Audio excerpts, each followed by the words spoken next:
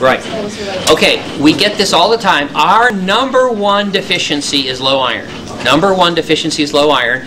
And we're going to give you a little bit of background about iron deficiency anemia in our patients. Iron deficiency anemia almost never happens in our guys. And iron deficiency anemia happens very frequently in patients who are not MGB patients. It happens in women all the time in the United States. And so there's a commonality in the people who get anemia. They're women. Why? Because in their monthly cycle, they give away iron.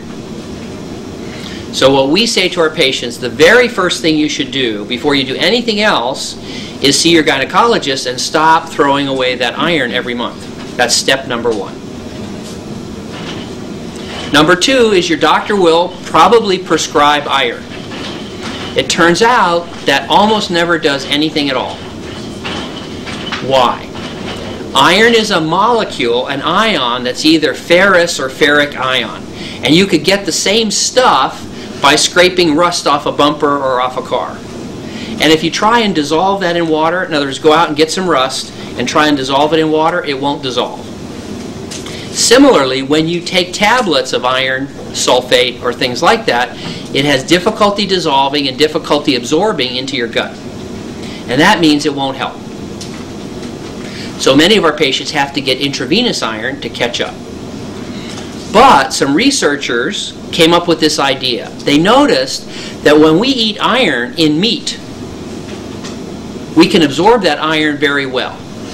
Iron as rust, not so much. Iron in beef, very good.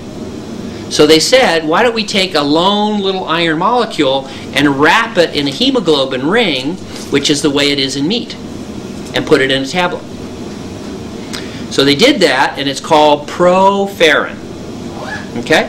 Now that's theoretical, just theoretical. So I don't want you to believe that on theory alone that it's good.